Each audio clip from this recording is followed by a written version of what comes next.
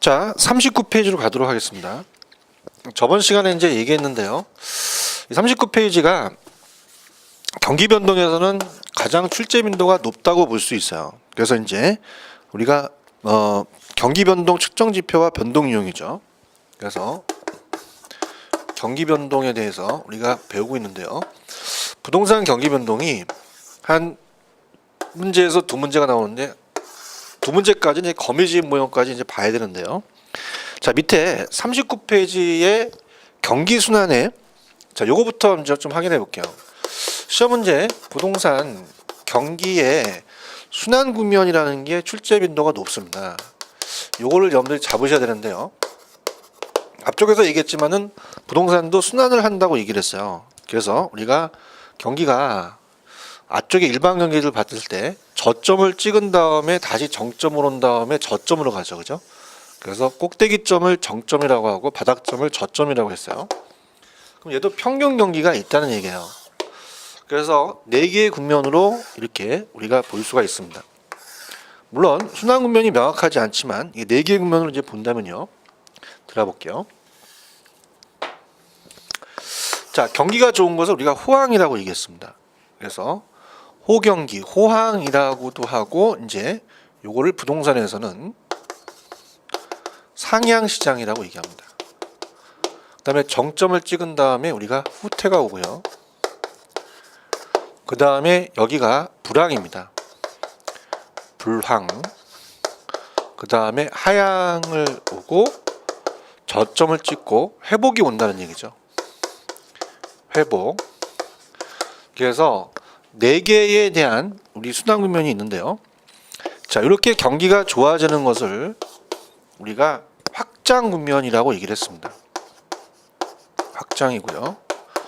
자, 경기가 이렇게 수축됩니다. 수축되는 국면을 떨어지는 국면을 수축 국면이라고 얘기를 하죠. 자, 그래서 4가지가 이제 시험 문제가 나올 수가 있어요. 뭘 물어보냐면요. 중시 현상을 물어봅니다. 중시 현상. 자, 그러면 어떻게 돼요? 가격이 오르면 매도자 중시가 돼요. 자, 그래서 매도자는 어떤가요? 매도자 자체는 자꾸 가격이 오르니까 안 팔려고 하죠. 매수자는 땡기려고 합니다. 그러면 매수자가 땡기려고 매도자는 기다리니까 기다리는 쪽으로 가야죠. 여러분들이 중개업자라면 매도자를 꼬셔야 됩니다.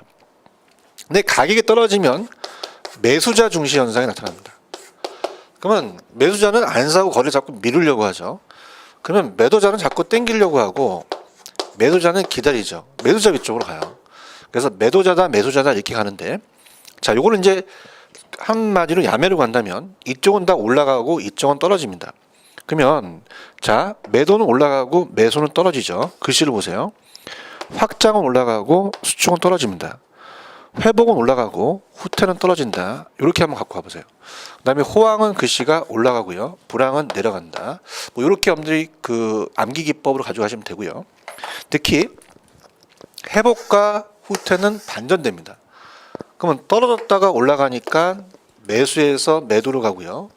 얘는 어떻게 돼요? 매도에서 매수로 가겠죠. 이렇게 중시 현상이 나타난다. 그렇게 보시고요.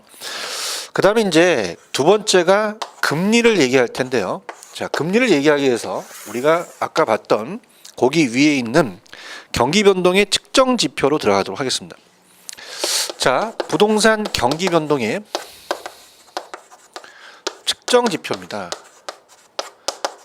그래서 아까 일반 경기는 호황일 때 기업의 생산이 늘어나고 주가가 올라가고 금리가 올라간다고 얘기했어요. 자, 그런데 우리가 부동산은 수요와 공급 가격이라는 자체가 종합적으로 우리가 좋아야 됩니다. 그래서 첫 번째는 공급과 그 다음에 수요, 가격 변동이라는 게 있죠. 그래서 이제 우리가 제일 중요한 게 이 건축이 잘 돼야지만 또 경기가 살아난다고 볼 수가 있죠. 그래서 3가지예요. 건축의 양, 그 다음에 거래량, 가격 변동을 볼 수가 있습니다. 건축의 양을 따진다는 것은 공급 지표고요. 그 다음에 거래량은 수요 지표고 가격 변동은 보조 지표로 사용해요. 그래서 실물 변수는 수요와 공급이 늘어나야 좋고요. 가격도 올라주면 좋다는 하나의 보조 지표로 사용을 합니다. 그래서 자, 3대 지표가 시험 문제에 3대 지표를 골라라 이렇게 나온 적이 있었어요. 그러면 부동산 경기 측정 지표의 측정 3대 지표는요. 3기억이라고 외워주십시오. 그래서 기억이 들어갑니다. 그래서 3기억으로 암기하시면 우리가 공부할 수가 있는데요. 자, 공급 측면으로 가볼게요. 건축의 양이 많고 적음이 당연한 부동산 경기 측정 지표가 됩니다. 따라서 우리가 허가량 착공한다, 완공한다는 얘기 들어보잖아요. 그래서 우리가 허가량, 착공량, 완공량으로 따질 수 있어요. 그래서 건축이 허가, 착공, 완공. 앞으로 건축이 많을 예정이고 지금 많은 거고 나중에 많은 걸 다시 확인하는 것이 착공, 허가, 착공, 완공이 있다. 미분양이나 택지 분양 실적도 어떻게 되나요? 택지가 건축하기 위해서는 땅이 필요하죠. 그럼 택지가 많다고 해서 건축이 많은 게 아니라 앞으로 많을 예정이기 때문에 나중에 이걸 선행지표로 배우실 겁니다. 수요 측면은 어떻게 돼요? 주택의 거래량이 늘어나야죠. 매매량이나 부동산 경기를 측정하는 적절한 지표가 되고요. 부동산 가격 변동도 가격도 좋으면 경기가 좋다고 판단할 수 있죠. 부동산 가격이 상승한다고 해서 반드시 경기가 좋은 것만은 아닙니다. 그래서 우리가 많이 예를 들어서 여기는 안 나왔지만 어떻습니까? 우리가 예를 들어서 경기가 안 좋은데 물가가 상승해서 불황인데 스태그플레이션이라는 게 있어요. 그래서 스태그네이션은 불황이고 인플레이션은 물가 상승입니다. 그럼 건축 자재 값이 올라서 건축 원가가 올라가서 부동산 가격이 올랐다고 해서 경기가 좋다고 판단할 수는 없죠. 투기가 발생하면요. 부동산 가격이 일시적 상승이고 실수요가 아니라 가수에 의해서 거래돼요. 정상 가격이 아니라 거품 가격입니다. 지나면 가격이 일시적으로 떨어질 수도 있어요. 그래서 우리가 부동산 건축 자재 값이 물가가 상승해서 부동산 건축 원가가 높아져서 부동산 가격이 높아졌다고 해서 경기가 좋은 것만은 아니라는 얘기죠. 그 다음에 예전에 시험 문제가 나왔었는데 소득 수준과 도심의 재개발, 산업인구 등 도태 등은 경제 측정 지표가 아니라는 얘기입니다.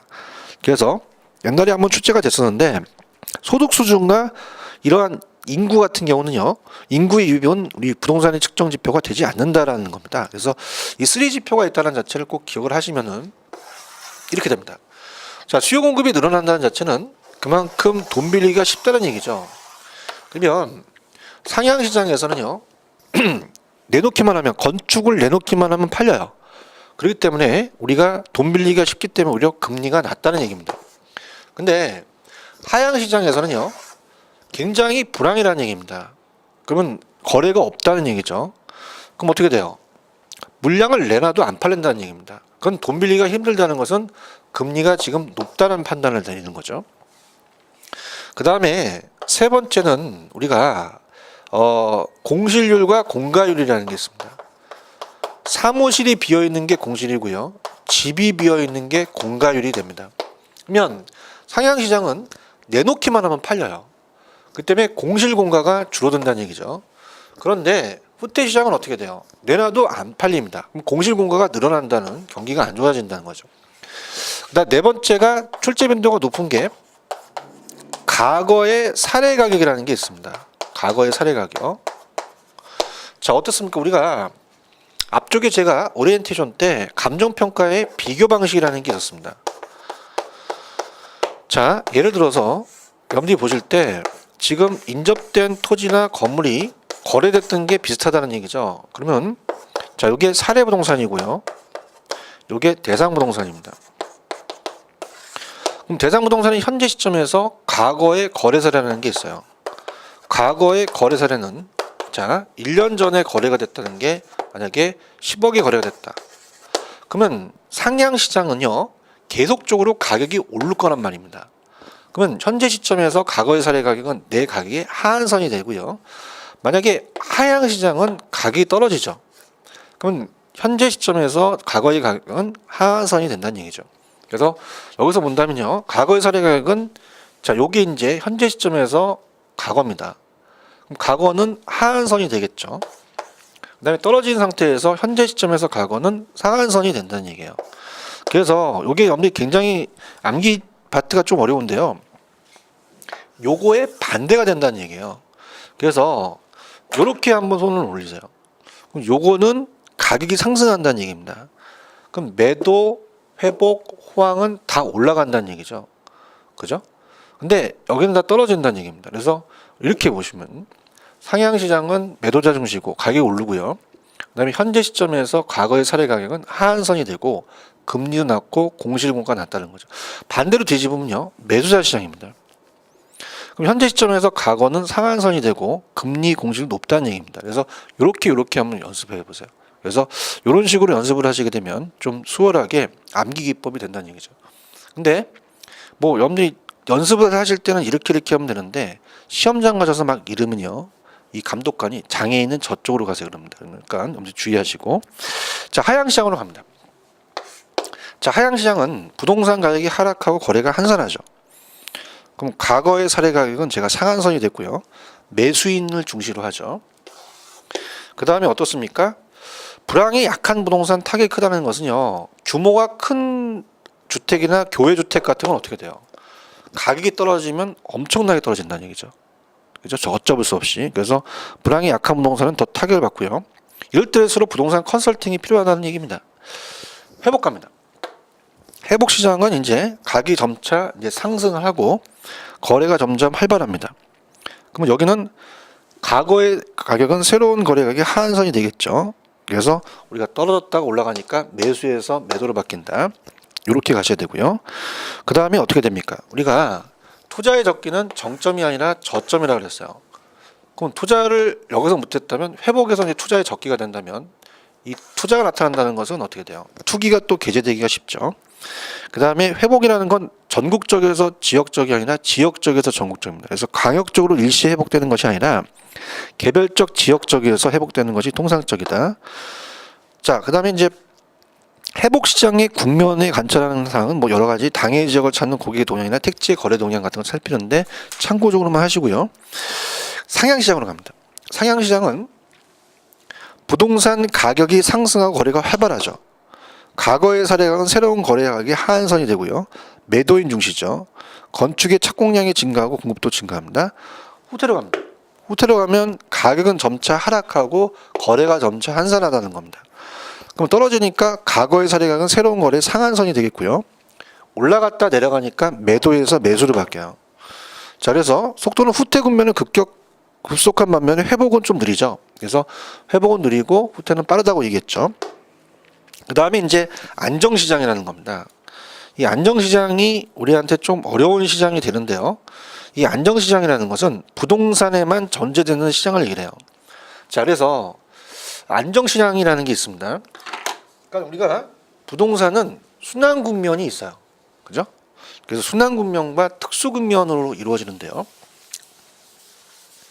그래서 우리가 부동산의 순환국면이 아까 봤던 4개의 국면입니다. 순환. 근데 특수국면이 있는데요. 특수국면이 안정시장이에요. 부동산 시장이면서 나타나는 시장인데요. 이 시장은 불황이 강한 시장을 얘기합니다. 그래서 가격이 안정이 돼 있어요. 안정이 돼 있고요. 올라가더라도 가벼운 상승을 합니다. 그래서 우리가 이 안정시장은 자, 책에 보시면 부동산 가격이 안정이 되고 가벼운 상승을 지속한다고 되어 있어요. 자, 불황이 강한 부동산에 유리하다는 얘기는요, 위치가 좋고 규모가 작은 주택, 도심지 점포를 얘기합니다. 자, 그러니까 여러분들이요, 지금 부동산이 굉장히 경기가 안 좋아요. 그럼 명동, 종로 나가되면 사람들이 바글바글하죠. 거기는 불황을 안 탄다는 얘기입니다. 그러니까 위치가 좋다는 얘기는 도심지 점포는 상업용으로서 위치가 우수한 도심 점포를 얘기를 해요. 그죠? 그 다음에 이제 위치가 좋고 규모가 작은 주택이라는 건 뭐냐면 역세권의 부동산입니다. 자, 역세권의 우리가 아파트 같은 경우는요, 거의 타격을 안 받습니다. 불황에. 그 다음에 과거의 사례 가격은 새로운 거래 가격의 기준 가격이 되거나 신뢰할 수 있는 기준이 된다는 건데, 보통 이제 기준 가격이 된다는 얘기도 있고요. 신뢰할 수 있는 기준이 된다는 거는, 자, 이렇게 봅니다. 아까 대상이 있다, 사례가 있다. 그래서 과거의 거래 사례를 가지고 우리가 따질 수 있잖아요. 그러면 자, 이 안정시장이라는 자체는 역세권에 있는 소형 아파트를 생각해 보세요. 그럼 만약에 이 24평이 만약에 2억이다. 그럼 지금도 2억이면 1년 전에도 2억이면 지금도 2억이라는 얘기예요. 거의 기준가가 된다는 얘기고 신뢰할 수 있는 기준이 된다는 거죠. 그래서 이것이 상한선 하한선이 되지 못하는 가장 이 안정시장은 감정평가사가 봤을 때 가장 신뢰할 수 있는 기준이 되고 기준이 되는 기준가가 될 수 있다는 얘기입니다. 그 다음에 모든 부동산이 이 안정시장 국면에 해당하는 것은 아니에요. 그죠? 그래서 이제 우리가 어떻습니까? 불황이 강한 부동산만 들어가죠. 위치가 좋고 규모가 작은 주택, 도심 점포만 들어가고요. 모든 경기 국면에 존재가 가능합니다. 걸쳐서 나타날 수가 있어요. 근데 이 안정시장은 순환했다는 분류가 볼 수는 없고요. 경기와 전혀 무관하다고 할 수는 없죠. 모든 국면에 걸쳐서 존재가 가능하며 우리가 경기가 올라가면 조금 올라가기 때문에 경기와는 전혀 상관이 없지는 않습니다. 자, 그렇게 염려 정리하시면 되고요. 그 다음에 이제 거미집 이론이 상당히 요즘 많이 출제가 되고 있어요. 그래서 거미집 이론이 이제 25회 때는 출제가 계산 문제가 우리가 예전에 나오지 않았던 문제도 출제가 됐었습니다.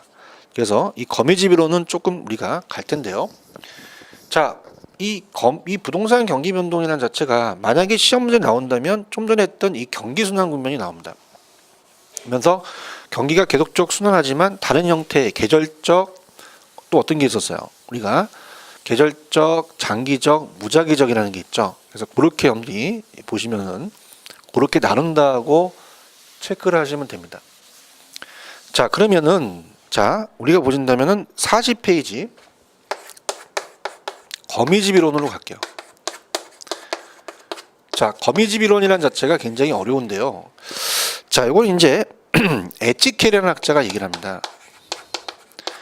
자, 에치케라는 학자는 미국의 농업 경제학자입니다. 1900년 초반에 미국에 옥수수 가격 파동이 일어납니다. 가격 파동이라는 것은 가격이 폭등과 폭락을 계속 해대는 거죠. 그래서 가격이 좀 불안전하다는 얘기예요. 그래서 이 에치케리한테 정부가 야, 네가 나가서 한번 그 시장을 알아봐라. 그럼 에치케리는 이 경제학자다 보니까 수요 공급을 알죠. 수요 공급에 대한 시간적 갭인 시차를 알아봤어요. 시차를 알아봤더니 우리나라에 이제 옥수수 하면 안 되니까 마늘이라고 얘기를 해볼게요.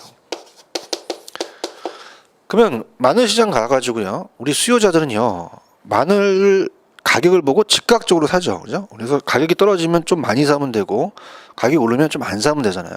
그래서 즉각적으로 발생하기 때문에 시차가 존재하지 않아요. 즉각적 탄력적입니다. 근데 공급은요 시간적 갭이 있다는 얘기예요.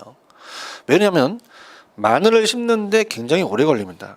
마늘 가격이 폭등한 걸 보고 마늘을 심는 갑돌이가 공급자가 바로 마늘을 못 심는 거죠. 그러면 어떻습니까? 올해 만약에 마늘을 심으면 내년에 내다 팔아야 된다는 거예요. 내년에 내다 팔았더니 보통 마늘만 시장에 나와버립니다. 그럼 초과공급이 되니까 어떻습니까? 가격이 하락한다는 거죠. 그럼 가격이 하락한 걸 본 갑돌이와 갑돌이 일당들은 마늘 안 심죠. 다음에 또 가격이 폭등하다. 그래서 밤새겠죠. 그래서 가격이 변동하면 공급은 일정한 시간이 지나면 변동하는 공급의 시차성 때문에 그래요. 수급 조절이 되질 않는다는 거죠. 그래서 가격이 어떻게 균형에 접근하냐에 따라서 동태적이라는 게 있습니다. 여기서 동태는 명태를 올린 게 아니라 동태적이라는 건 움직인다는 건데요. 가격과 양이 있습니다. 그러면 공급과 수요가 있다면요. 수요 곡선이 조금 탄력적입니다. 탄력적이라는 것은 조금 더 완만하다는 얘기죠. 그래서 그렇게 이제 그리는 게 수렴형이 되는데요. 들어보도록 합니다. 그러면 균형을 이룹니다. 이렇게. 균형을 이룬 상태에서 들어가 볼게요. 어떤 상황에서 우리가 이 수요가 증가하는 데 비해서 공급이 일정합니다. 그러다 보니까 공급이 제한돼 있어요. 가격이 폭등할 수밖에 없죠.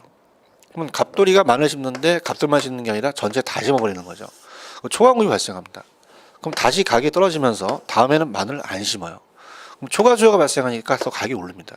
계속적으로 이렇게 반복을 해서 거미집을 만든다는 얘기예요. 그러니까 초과공급과 초과 수요가 계속적으로 움직인다는 것은요. 이 움직이는 활동을 정태적인 이론이 아니라 동태적인 이론이라고 얘기합니다. 그럼 동태적이라는 자체는 어떻게 됩니까? 이 동태적 자체가 이제 움직인다는 얘기죠. 그래서 초과 수요와 초과 공급을 계속 반복을 한다는 얘기예요. 그죠? 그러면 동태적으로 파악했을 때에 대한 건 어떻습니까? 우리가 계속적으로 반복을 한다는 자체는 움직인다는 얘기죠. 그래서 이걸 어떻게 보시냐면 엣지 캐리가 거미를 키우는데 갑자기 친구들이 한 오후쯤 돼서요 호프를 맞으러 나오라 그래요. 6시 7시쯤. 그래서 거미를 키우다가 어떻습니까? 이 거미를 어디다 보관해야 되죠. 그래서 냉동실에다 얼려놓습니다. 그래서 정태다 동태다 동태다 뭐 이렇게 암기 기법을 가지고 가시고요. 자, 그렇다면 이제 보통은 이 거미집이라는 것은 경제학에서는 이제 조금 한물 간 게 옛날에는 폐쇄 경제였습니다. 그러니까 개방 경제라는 건 FTA처럼 마늘이 없으면 수입하는데요. 폐쇄 경제는 수입이 안 되죠. 그래서 옛날에는 폐쇄 경제에 있을 때는요. 전제로 농산물 가격이 주기적인 파동을 설명한 이론으로서 우리가 어떻게 돼요? 암만 지금 개방 경제에도 어떻습니까? 개방 경제 되면 이 공급의 수급줄이 되니까 가격이 폭등하진 않죠. 근데 부동산은 개방 경제라 해도 외국 주택을 수입할 수는 없죠. 부동산에 더 적용이 된다는 거예요. 자, 그래서 수요는 시차가 없기 때문에 금기의 수요량은 금기 가격에 의존하고요. 공급은 시차가 있습니다. 그래서 금기, 지금의 공급량은 전기, 작년의 가격에 의존한다는 거죠. 한 테포 누린다는 얘기예요. 그래서 공급의 시차성으로 실제 공급은 시간이 걸린다는 얘기입니다. 자, 우리도 착공해서 아웃까지 시간이 좀 오래 걸린다는 얘기죠. 그렇게 염두를 보시면 돼요. 그 다음에 이제 오른쪽에 보시면은 자, 우리가 수탄수 공탄발이라는 이제 암기 기법이 수렴형과 발산형과 순환형이라는 게 있습니다. 자, 그러면 자, 지금 이 기울기는 없으니까 탄력성만 얘기를 할게요. 자, 수탄이라는 것은 수요의 가격 탄력성과 공탄은 공급의 가격 탄력성을 줄임말입니다. 그럼 수요의 가격 탄력성이 더 크다는 것은 공급보다는 수요가 더 완만하다는 얘기죠. 그러면 자, 거기 보시면 수렴형이라고 되어 있어요. 자, 그러면 이렇게 봅니다. 요거는 이제 이해를 하시면서 암기를 하셔야 되는데요. 자, 지금 이 거미집은 공급이 잘 안 돼서 그래요. 그럼 공급이 안 되니까 시장이 불안전하다는 거죠. 근데 이 상태에서 우리가 수요자가 유리하다 보면 수요자가 주도하게 되면 가격을 좀 안정시킬 수가 있어요. 근데 만약에 공급에 의해서 시장이 주도가 되면 불안전해지겠죠. 하지만 우리가 수요자가 탄력적이지만 안정적으로 수렴형으로 갑니다. 이게 안정적 균형이죠. 근데 두 번째 그림을 요약한다면요. 수탄하고 공탄이 있으면 공급의 탄력성이 더 커요. 그럼 이건 발산형이라고 되어 있을 겁니다. 자, 발산형이라는 건 어때요? 안전하지 않고 불안전으로 자꾸 이렇게 나간다는 얘기예요. 자, 그 다음에 우리가 만약에 수요의 탄력성과 공급의 탄력성이 같을 수가 있습니다. 그러면 세 번째 그림은 뭐라고 되어 있냐면 순환형이라고 되어 있어요. 자, 우리가 보통 순환형이다 또는 중립형이다 이런 말을 많이 쓰는데요. 자, 이건 어떻게 돼요? 안으로 들어오지도 않고 나가지도 않고 바깥 맹맹맹 돌죠. 그래서 이렇게 순환을 한다는 얘기입니다. 자, 그러면 공급의 탄력성이 더 크다면 공급자가 유리하니까 불안전하니까 발산으로 간다. 그래서 이제 이거는 나중에 기본서가 나오면 암기 코드를 수탄수 공탄발이라고 외우실 겁니다. 그러면 수탄수라는 것은 수요의 탄력성이 공급의 탄력성보다 클 때는 수렴형입니다. 그럼 수탄수니까 수가 나오죠. 그다음에 공탄발이라는 것은 공급의 탄력성이 크면 발산형이에요. 우리가 보통 공포탄을 발사한다 그러죠. 그죠? 이렇게 여러분들이 암기하시면 됩니다. 물론 기울기는 반대인데 그건 나중에 해드리도록 하겠고요. 응용 갑니다. 자, 부동산도 이 거미집이 생긴다는 것은 부동산 시장도 주기적으로 좀 불안전하다는 거죠. 수급의 시장에 시간적 갭이 있기 때문에 수요는 시차가 없는데 공급은 시차가 생깁니다. 시간적 갭 때문에 그렇고 그 다음에 2번에다가 체크를 해보세요. 자, 여러분들 앞쪽에서요 대체제라는 얘기를 배우셨습니다. 그러면 주거용과 상공업용에 대한 대체제는 제가 안 해드렸는데요. 자, 대체제가 많을수록 더 탄력적이라는 얘기죠. 그럼 뭐냐면 주거용이 더 대체제가 많다는 얘기예요. 많다는 것은 어때요? 주거용은 어떻습니까? 우리가 그 아파트가 있으면 단독주택, 오피스텔 많죠. 그래서 주거용은 어떻게 해요? 이동하기가 쉽다는 얘기죠. 대체제가 많다는 것은. 그러니까 우리가 만약에 단독주택에서 아파트로 이사 간다. 그럼 이사 가면 하루 포상해서 하면 돼요. 상공업용은요. 용도 전환이 어렵습니다. 만약에 지금 여기가 학원이다. 학원이면은 이걸 삼겹살집으로 바뀌어요. 그러면 용도 전환이 어렵기 때문에 우리가 이동하기가 어렵죠. 그럼 공급이 더 안 됩니다. 그러면 시차가 더 발생할 수 있어요. 그래서 우리가 보통 거미집이라는 것은요. 더 비트라적이기 때문에 주거용보다는 상고업용에 더 적용된다고 봐야 돼요. 그래서 이 현상은 주거용보다는 상고업용에 더 잘 적용된다는 것을 여러분들이 체크를 해주시기 바랍니다. 자, 이렇게 해서 경기 변동을 마치도록 할게요. 그래서 경기 변동은 여러분들 교재 보시면은 39페이지 부동산 경기의 순환금융체 유력하고요. 그다음에 38페이지 보시면 다른 형태의 경기 변동. 그다음에 그게 한 문제 나오고 또 두 문제가량 출시된다면 40페이지 거미집 이론이 나온다는 거. 이렇게 해서 정리를 해 주시면 돼요. 자, 그러면 42페이지로 가도록 하겠습니다. 자, 42페이지 가시면요. 이제 부동산 시장론으로 들어가도록 할게요. 자, 부동산 시장론이라는 자체는 문제가 한 문제, 두 문제에서 한 세 문제 정도가 출제가 될 수가 있는데요. 자, 우리 부동산 시장은 불안전 시장이라는 걸 이제 배우실 겁니다. 그러니까 완전 경쟁을 분석을 해야 되는데 완전 경쟁과 불안전 경쟁의 차이점.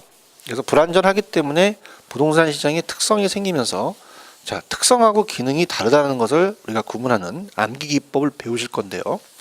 자, 일단은 부동산 시장이라는 시장에 대한 의의로 가도록 하겠습니다. 자, 그래서 우리가 부동산 시장이라는 자체는요. 자, 학자들에 의해서 추상적이다, 구체적이다 얘기하는 학자들이 나눠져요. 자, 그래서 자, 여러분들이 거기 보시면요.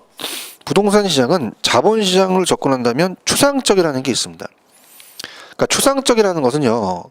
자, 여러분들이 우리가 생각하실 때 우리 부동산이라는 자체는 어떠한 특별한 장소에 물건을 진열해 놓고 팔 수는 없습니다. 그래서 이 시장이라는 자체가 수요와 공급이 한 번만 발생되는 게 아니라 계속적 규칙적으로 발생되면서 하나의 시장이 만들어진 우리 머릿속에 추상화되어 있다는 얘기죠. 계속적으로 거래가 이루어진다는 얘기예요. 그래서 우리가 노동시장은 노동인력이 거래되고 금융시장은 돈이 돕니다. 그래서 우리 머릿속에 추상화되어 있는 구체적 장소가 아니라 단순히 노동력이 거래되는 추상화되어 있는 시장이라는 얘기죠. 그래서 추상적 시장이라고 얘기를 하는데요. 자, 학자들은 이제 지리적 구역으로 나열되어 있다고 얘기를 합니다. 그럼 지리적 구역으로 나열되어 있다는 것은 아까 얘가 자본시장의 일종이라면 얘는 하나의 공간시장이라는 건데요. 공간이 지역마다 나눠져서 유사한 부동산끼리 모인다는 얘기예요. 그래서 우리가 유사한 부동산끼리 유사한 가격이 형성이 될 수가 있다는, 그래서 추상적이기도 하고 구체적이기도 합니다. 근데 이거는 학자마다 틀리기 때문에요. 물론 부동산 시장은 둘 다 추구한다 이렇게 외워두세요. 그래서 자본시장 일종은 추상적이고 공간시장 일종은 구체적이다. 그래서 자, 부동산 시장은 자본시장으로 접근한다면 추상적으로 볼 수 있으나 부동산 시장은 부동성으로 인해서 지리적 공간이 수반하기 때문에 구체적이라고 하는 거죠. 그래서 부동산 시장은 지역적 시장성을 가지고 있기 때문에 동질적인 물건이 없어요. 양질, 위치 등 여러 가지 측면에서 다릅니다. 그래서 유사한 부동산에 대한 가격이 균등해지는 경향이 있죠. 지리적 시장으로 접근하면 구체적 시장으로 볼 수가 있다는 말입니다. 자, 서울도요. 강북과 강남이 틀립니다. 강남 안에서는 거의 비슷한 부동산이 되겠죠. 그래서 그런 식으로 보시면 돼요. 그 다음에 부동산 시장은 원칙적으로 불안전한 시장이지만 완전 경쟁을 요소로 가지고 있다는 자체를 우리가 보시면서 완전 경쟁에 대한 네 가지 요건이 있어요. 먼저 오른쪽에 쪽에 불안전 경쟁과에 대한 요건을 좀 비교하면서 천천히 들어가 보도록 하겠습니다. 자, 우리가 이 추상적과 구체적이라는 표현은 잘 출제가 잘 안 돼요. 그래서 이거는 그냥 참고만 하시고요. 그렇다면 물론 완전 경쟁과 불안전의 차이점을 시험 문제에 직접적인 내지는 않습니다.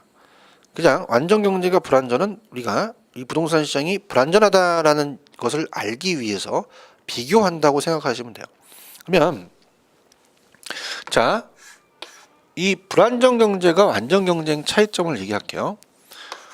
자, 완전 경쟁 시장은요. 시장이 완전한 시장이라는 건 뭐냐면 학자들이 모든 이론적 모습을 존재하는 시장, 완전한 경쟁을 이루는 완벽한 시장이라는 겁니다. 그래서 이거는 우리가 모든 현실은 불완전하기 때문에 얘는 그냥 이론으로 잡는 거예요. 그냥 기준이 되는 시장. 그래서 이론으로서 잡는 기준이 되는 시장이죠. 근데 모든 현실 시장은 다 불완전합니다. 그래서 우리 부동산도 불완전 경쟁 시장에 들어가요. 그래서 이 두 가지를 가지고 판단해 본다는 거죠. 자, 그렇다면은 완전 경쟁과 불완전의 차이점을 이제 천천히 한번 보시는데요.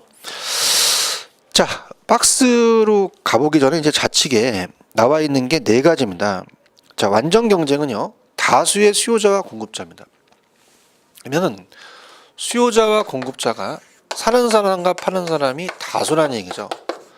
그래서 어느 일방이 가격을 통제하기가 힘들어요. 가격을 순응해야 된다는 얘기인데요. 자, 다수의 수요자 공급자는 어떻게 돼요? 이 시장의 칠판주기가 완전 경쟁이라면 사는 사람도 많고 파는 사람도 많다는 거죠. 그래서 다수의 생산자, 소비자가 존재하므로 개별 생산자, 소비자는 가격에 아무런 영향을 미칠 수가 없습니다. 그죠? 근데 오른쪽 박스에 보시면요, 이 부동산 시장이 불안정 시장은요, 소수가 됩니다. 그렇기 때문에 수요자와 공급자가 제한이 돼 있죠. 자, 왜 그러냐면요, 공급이라는 자체는 부중성이라는 걸 배우셨어요. 부중성은 토지가 공급이 유한하기 때문에 우리가 만약에 가격이 또 상승해서 또 지가가 상승할 수 있다는 가격을 또 결정할 수 있고요. 자, 수요자는 우리 부동산은 고가성입니다. 유효 수요가 많지 않고 제한돼 있어요. 그럼 시장 진입이 어렵기 때문에 우리 시장을 불안전하게 만들죠. 그 다음에 재화의 동질성이라는 게 있습니다. 자, 이 물건이 우리 칠판주기에는 재화가 동질해요. 그래서 동질성이라는 말을 완전 경쟁에서는 쓸 수 있어요. 그 동질성이라는 자체는 모든 생산자가 생산하는 제품은 대체가 가능하며 아무런 차이가 없는 동질하는 거죠. 다 똑같다는 얘기입니다. 근데 우리 부동산은요, 그래서 완전 경쟁은 다 물건의 가격이 1,000원이다. 칠판주기가 1,000원이면 전국이 다 1,000원이에요. 그래서 물건의 일물일가의 법칙이 성립이 되는 거죠. 근데 이 불완전 경쟁은요, 물건이 다 틀립니다. 비동질성이라는 말을 써야죠. 토지가 개별성이라는 얘기 때문에 비동질성이라는 말이 나오겠죠. 그래서 오른쪽에서 개별성 때문에 동질하지 않다는 얘기입니다.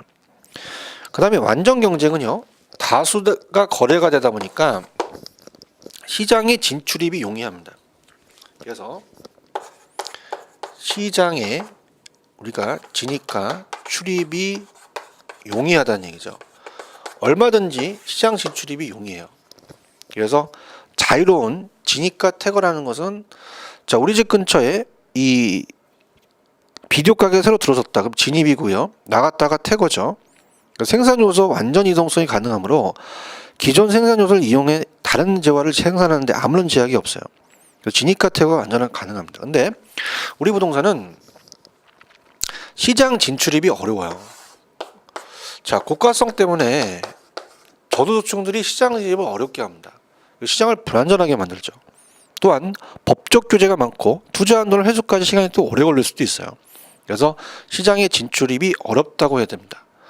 그 다음에 완전 경쟁은요, 이 칠판 주기가 1,000원이라는 자체를 모두 다 알고 있다는 얘기죠. 그럼 정보의 안정성이라는 게 있어요. 그래서 완전한 정보입니다. 완전한 정보이기 때문에 굳이 이 칠판 주기를 사는 정보를 알 필요가 없어요. 그럼 당연히 정보 비용이라는 게 들어가지 않겠죠. 그죠? 근데 이 불안전 경쟁은요, 정보 비용이 존재합니다. 그래서 우리가 안전한 게 아니라 정보의 불안전성이에요.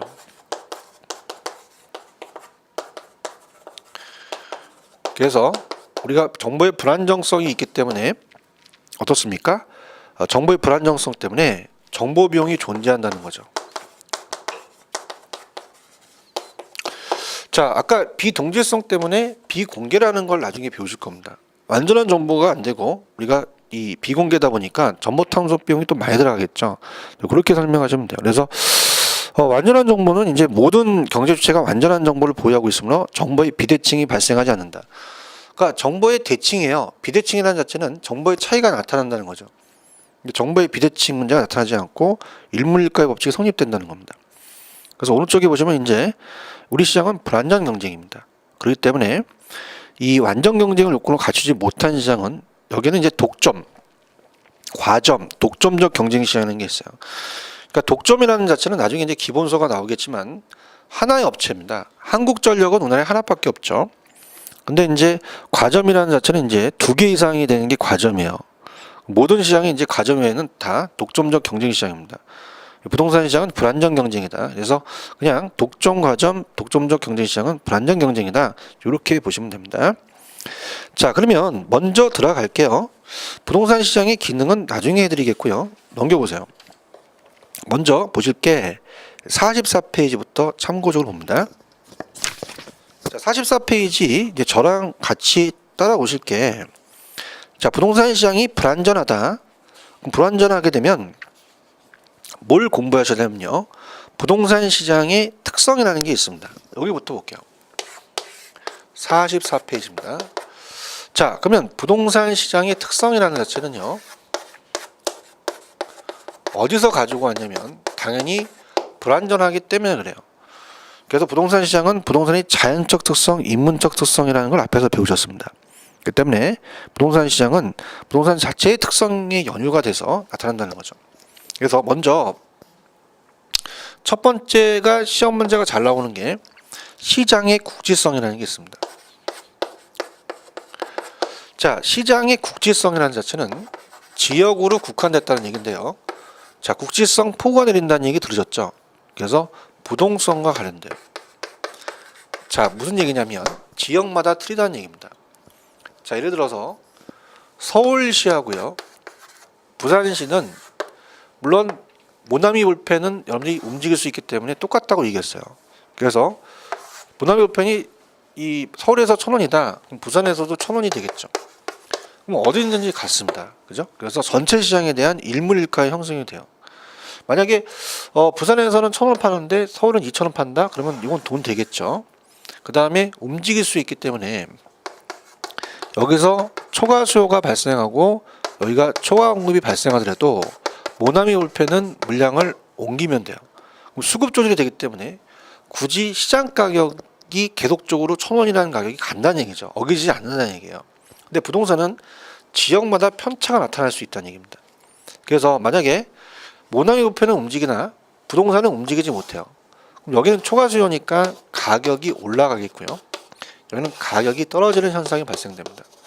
가격 편중 문제가 심각하게 되겠죠. 그래서 부동성 때문이라는 걸 꼭 기억하시기 바랍니다.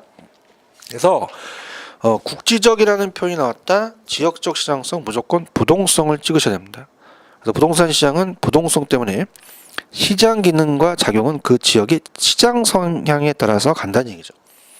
그래서 지역에 따라 여러 개의 하위 시장 부분 시장으로 이루어지기 때문에 동일 지역이라도 용도, 위치, 규모 등의 면에서 세분화됐다는 얘기입니다.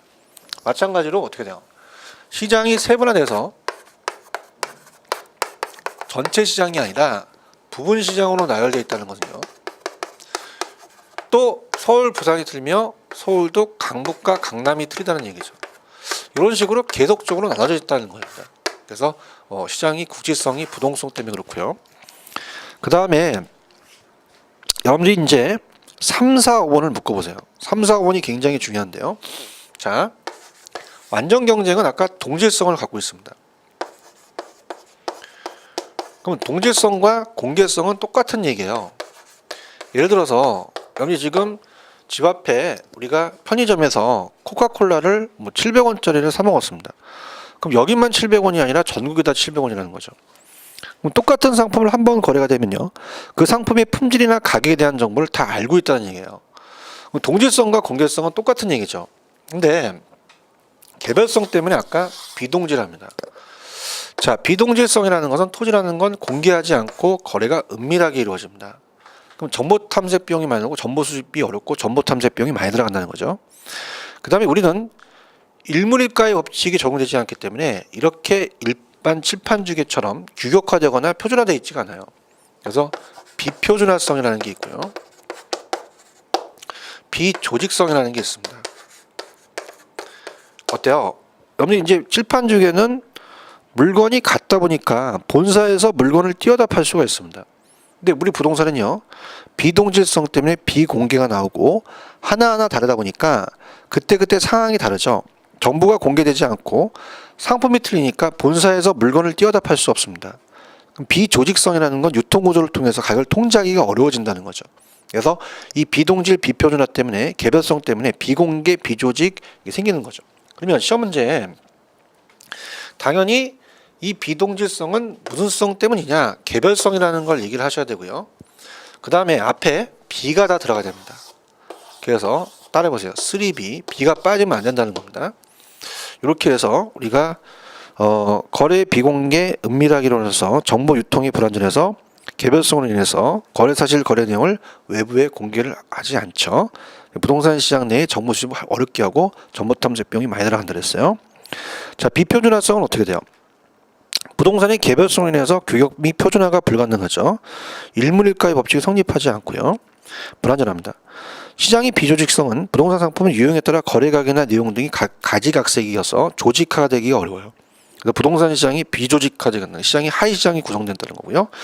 그 다음에 2번에 보시면 수급 조절의 곤란성입니다. 그러니까 수급 조절이 곤란하다는 것은요.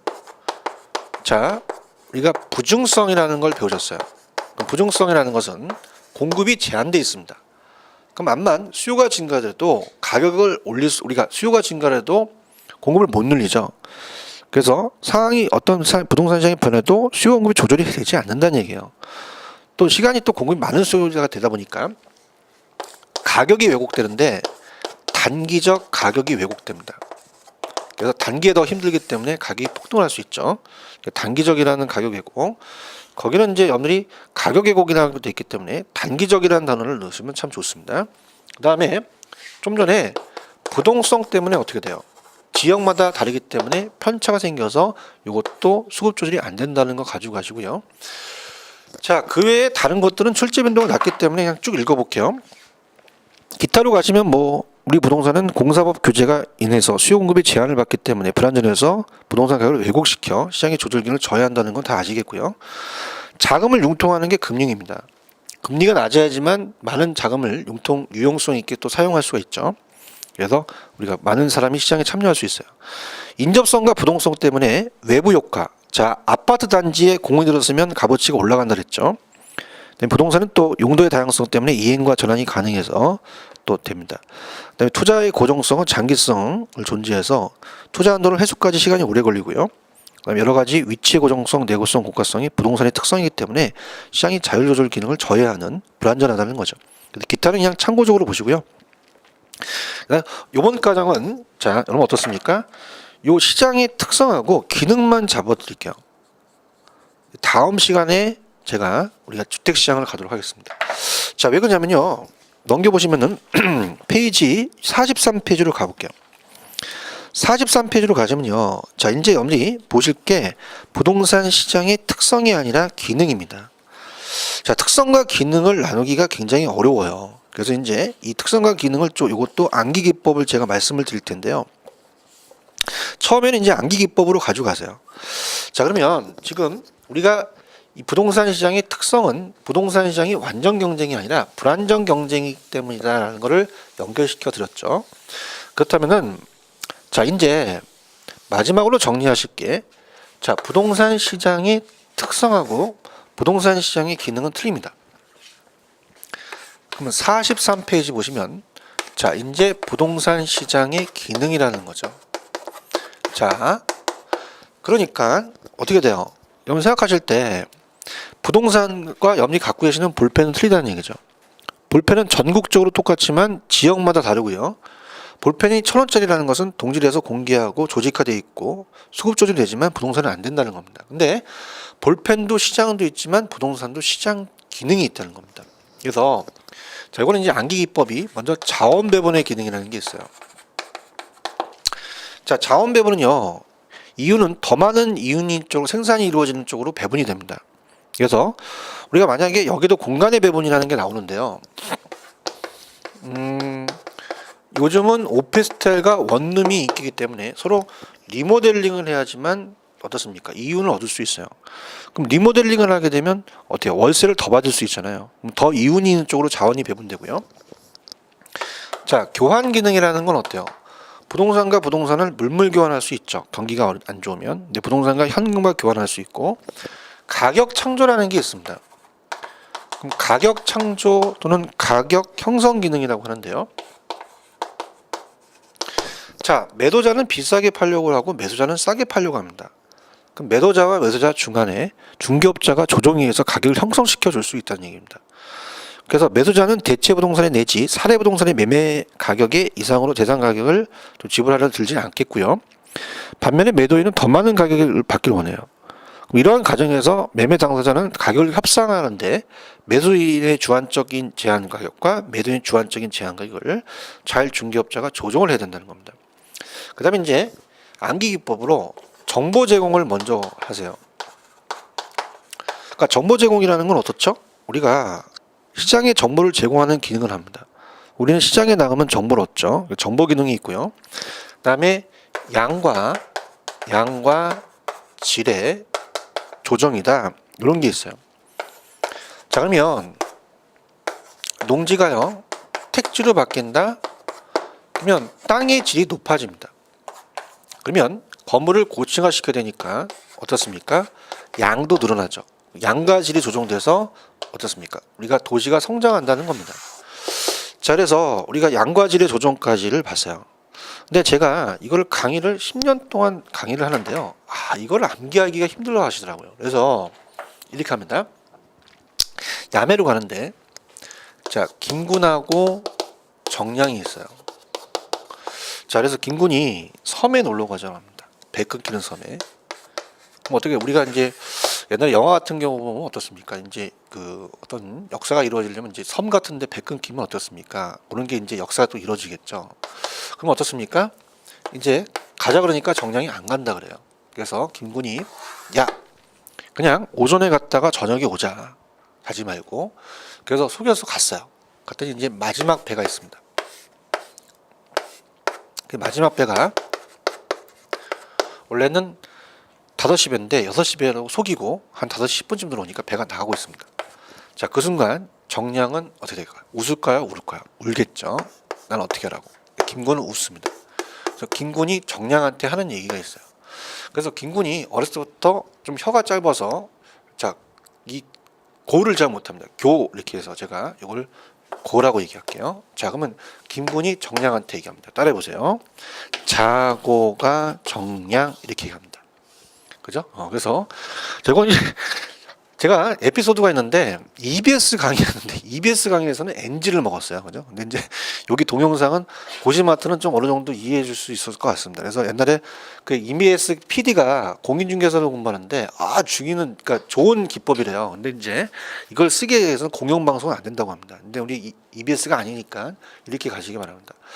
그럼 자고가 정량은 다른 자원 배분, 고는 고안 기능이 아니라 교환 기능, 가격 창조 정보 양과질인데요. 제가 1탄을 만들었는데요. 2탄을 수강생들이 만들어 왔습니다. 그러니까 이 자고가 정량이 계속적으로 야매만 읽으시니까 자고가 정량이라는 자체가 뭔지 모르는 거예요. 그래서 자고가 정량은 뭐니? 그랬더니 몰라. 그냥 정량 보고 자고하래. 이렇게 됩니다. 자, 그러면 왜 이걸 냈냐면요. 국지성이라든지 특히 비공개성이 시험 문제에 여기에 들어갔었죠. 그러면 자고가 국량하면 이상하잖아요. 자고가 비양하면, 자고가 정량으로 이렇게 가시는데요. 2탄은 수강생들이 만들어 왔습니다. 그래서 이 기능이라는 말이 생각이 안 나서 이렇게 된답니다.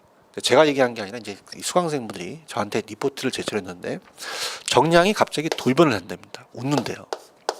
웃더니 김군을 딱 쳐다보니 그럼 알았어. 술 한 잔을 먹고 나니까 이제 돌변하기 시작하죠. 근데 너 남자로서 그 기능 있니? 이런 데입니다. 그죠? 그러니까 이거는 그냥 참고적으로 아시는데 하여튼 이 두 가지를 구분할 줄 아셔야 돼요. 그래서 여러분들이 그냥 입문 과정에서는 자고가 정량, 너 기능이 있니? 기능이다. 그럼 특성과 구분해서 보시면 됩니다. 됐습니다. 여기까지 보고요. 특성과 기능에 대해서 여러분들 입문 과정에서 좀 재밌게 이렇게 좀 정리를 해주시면 되고요. 이 다음에는 45페이지 주택시장으로 들어가도록 하겠습니다. 자, 이번 시간 여기까지입니다. 수고하셨습니다.